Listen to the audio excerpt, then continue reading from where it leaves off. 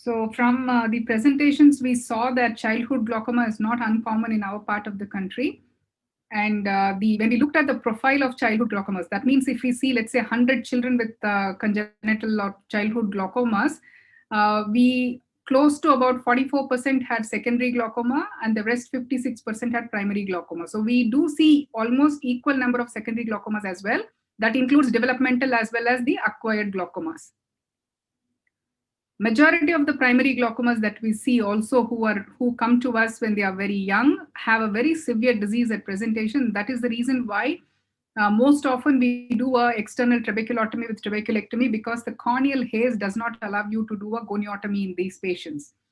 So what we need to remember is when somebody presents with a very severe disease, the primary surgery works for some of them. And as time goes by, there is a decrease in the survival or the success rate for these patients. That means they will require medications and they may require surgeries in the future. So like what Dr. Mandal presented, the outcomes of combined trabeculotomy and trabeculectomy are quite good. At 1 year, they're close to about 85%, but at 6 years, they drop down to almost half of that. So close to about 57% had success at 6 years. And as time goes by beyond that, it only declines. So when we looked at our own data as to what was the percentage of patients who required resurgery, we found close to about 1/4 of all these children who required surgery in the beginning required a second procedure as well as time went by. How you define refractory glaucoma as those where a conventional glaucoma surgery does not work, or those where the conventional glaucoma surgery has failed. So that is what we are looking at. So once the primary surgery fails, the second option is to start them on medical treatment. Sometimes we try to rescue the primary surgery by certain interventions. If they also do not work, we move on to trabeculectomy with antimetabolites, and sometimes the drainage devices come to our rescue, and in very difficult cases, we end up doing a cyclodestructive procedure. So this was a child with primary congenital glaucoma. This is a representative video of a child who underwent a needling at a later time point. If you see, there was peeping of the pupil because of the peripheral anterior synechia that the eye had developed, and the bleb was flat. So this child was taken up, a synechiolisis of the superior synechia was done, followed by a bleb needling. So sometimes we will be able to rescue the failing bleb, and we may try and avoid doing a second intervention in the short time. So on the left hand side, you see this is both the eyes of a child. You can upper panel, you can actually see the corneal haze. You can see multiple HAP striae. The lower panel shows you both the eyes of the same child. Following needling, you can see the cornea has significantly cleared, except the HAP striae which are persistently present. So most often they will be able to manage. Even if it means you manage this for a few years, it's still worth it because you can avoid doing a second surgical intervention. This is one more procedure that we started doing way back in 2014. Until then, goniotomy was not a procedure that we know. If the cornea is not clear, goniotomy is not a procedure that we do as a primary procedure. But nowadays, we also see children who come in a little early. So goniotomy is definitely feasible in them, and we are doing it. In some situations, like this is a child who had a secondary glaucoma, and we can very clearly see the angle. Or even in primary congenital glaucoma, once the cornea has cleared significantly after the primary surgery, second surgery, instead of doing a trabeculectomy with mitomycin or a repeat or a tube, we can definitely do a goniotomy, because especially the inferior part, since we haven't touched that. When we looked at our success rates of goniotomy, so I'm talking about those where the primary surgery was a combined trab and trap, following which we did a goniotomy when the medical treatment failed after a few years. So in these patients, without medications, they don't do very well. Majority of them, I think close to about 56% of them achieved success. That means pressure control that did not require a second intervention with medications. So even if it means that we can try and prevent 50% of the people to go into a second procedure, I think that is still worth taking care of. If the other procedures are not easy to do or they don't succeed, then we may end up requiring to do a repeat trabeculectomy. And whenever we repeat a trabeculectomy, we most often use the antifibrotic agents. So this was a patient who actually had multiple procedures done, and after every single glaucoma surgery, it is successful. But then when the child had a keratoplasty, following which long-term steroid use and inflammation and things like that, that procedure failed. So this child required a second procedure. You can also see that there is a tube here. So despite the AGV, the child's IOP was not coming down, and we went ahead. So this is a question that is asked: can we do a TRAB if a tube has failed? We can do it if you find the conjunctiva that is suitable enough and adequate for you to go ahead with the procedure.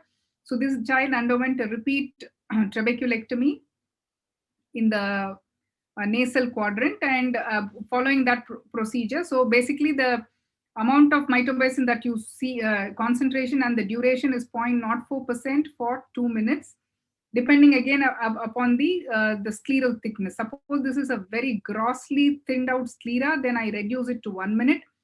If it is even more thin, then sometimes we can even avoid doing a mitomycin because you're worried about the toxicity of the mitomycin on the scleral tissue as well as on the conjunctiva. So this child underwent a mitomycin C trabeculectomy. Since the tenens was good and the sclera was also all right, we used it for 2 minutes. We should be very careful in choosing the number of mitomycin sponges, as well as cleaning it up very well so that you don't leave behind the residual mitomycin, and the rest of the procedure is similar to what we normally do. So deep ostium, and this patient had a very, very minimal peripheral iris tissue, which was not even prolapsing out because of the previous multiple surgeries that the child had. So if you don't see the iris tissue in the area where you have done deep ostium, it's fine not to go and search for it, because then you will be disturbing the anterior chamber and a conjunctival closure. So what is very important is that these eyes are, when you use mitomycin C, these eyes are prone to develop thin cystic bleb. So we have to be very, very careful in following them up. This child, I remember, because of the thin cystic bleb, pressures are very fine. The child is happy, but we are unhappy because of the bleb. So we did a lateral tarsorrhaphy to prevent exposure of the thin cystic bleb. Repeat trabeculectomy success, sometimes depending upon the indication and things like that, success can be as high as 95%. But like I said, thin cystic blebs are an issue, so keep a watch on that. And bleb infection, because of eye rubbing and recurrent upper respiratory tract infection they get, I think we need to be very, very careful. Two types of implants that we use in children are the valved and non-valved implants. We use both the adult and pediatric AGV, depending upon the size of the eye and the age of the child. And a non-valved implant, what you have is ADI. So we use them in secondary glaucoma, sometimes even as a primary procedure, or when the primary procedure has failed in primary congenital glaucomas. They differ by the immediate flow that happens in a valve design versus a delayed flow that happens in a non-valved implant. Non-valved implant is definitely much better than the valved implant. We'll come to the results a little later. I think what is very important to remember is the special problem: large eye for the orbit, a growing eyeball where the tube can actually become short and relative to the size of the eyeball, problem of eye rubbing, and active immunological, and hypotony chances are very high. This is a common question that is asked. So how do you choose which type of an implant to do? So to me, the answer is very simple. How fast do you want the IOP to control? Is the child likely to come back for follow-up? And what is the risk of doing a procedure in that particular eye? So all these things, I think, play a very important role before we decide.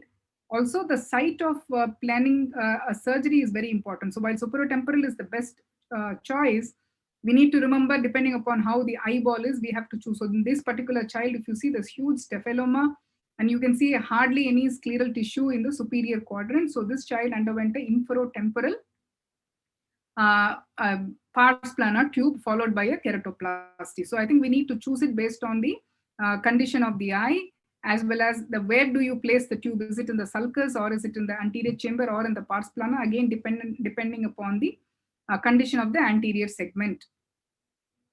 So these are two videos that shows you the implantation of the AGV and ADI. So basically the procedure is almost an external procedure where you fix the implant very well. and making sure that the sutures are appropriately placed and tightly sutured. And the tube always have to be placed in a long tunnel, and always try and cover it with a patch graft. So the patch graft, what I normally do is I use glue to stick the patch graft, but in children, not just the glue, I also try and suture the anterior part of the patch graft to the underlying sclera, making sure that it doesn't disturb, because eye rubbing, or however careful you are, that is one thing that we cannot completely stop from children. So we have to make sure that it doesn't displace and tube is very well covered.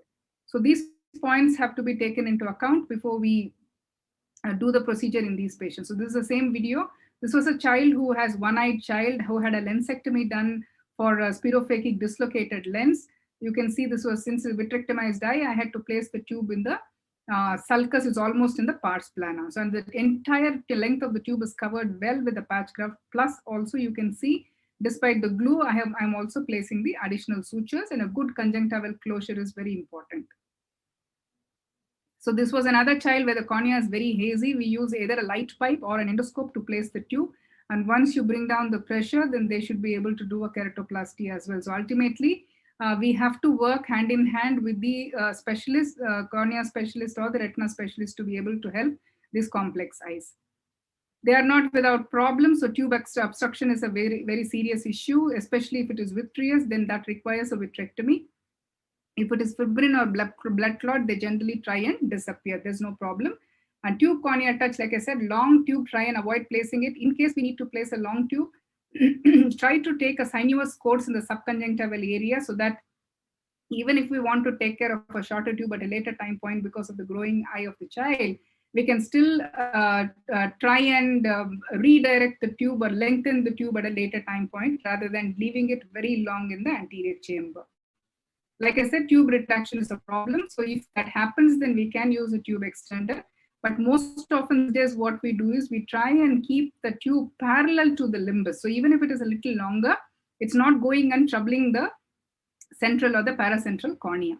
That's very important. So these two complications of tube erosion and implant exposure are serious issues, and we have to make sure that we prevent it at any cost. So how do they fare? They do equally well. So these are a couple of articles that have shown that both the AGV and Barvelt implant and Molteno, which is again a non-valve implant, do well. Same thing we have found. So both for primary and secondary glaucomas, implants do well, at least but 1 to 2 years. The success rate is close to 80 to 90%. How do the valved and non-valved implant compare? They also compare quite well, but non-valved implant, the advantage is the IOP reduction is so good that the number of medications required are lesser, but however, serious complications can be there in these eyes, and you have to be very, very careful. That is something that we have to take a call on. Postoperative hypertensive phase again is much less with ADI. Hypotony is a serious problem in children, and developing cataract is again a serious issue. So we have to be very, very careful. Follow-up is necessary, especially in and around the time of ligature opening. So most often we take steps to prevent these complications. And ultrasound B-scan plays a very important role in the postoperative follow-up to catch a problem or a complication very early and treat them appropriately, because children are not going to allow you to do a thorough examination every time we see them. And very often we also can't do a EUA. Cyclodestructive procedures are usually done at when the visual disability, visual choice is not much, or rather the visual potential is not much. Sometimes if the risk of surgery is very high, we try and avoid doing an open surgery, and we can do a cyclodestructive procedure even in a seeing eye, but it's better to do it in a limited form. So you can repeat it if necessary, but on the other hand, if it becomes too it becomes very difficult. So this is just a small video that shows the procedure of TSCPC. Like I said, limited TSCPC of, let's say, 18 to 20 shots, and if necessary, we can always repeat it at a later time point. So to summarize, refractory childhood glaucomas are not uncommon, and they are very challenging. Choose the type of surgery that you think is safe for the child, and that the surgeon has an expertise with, and modify it as needed for the child. Beware of the complications, and all of this requires a lifelong and meticulous follow-up. Thank you for your attention.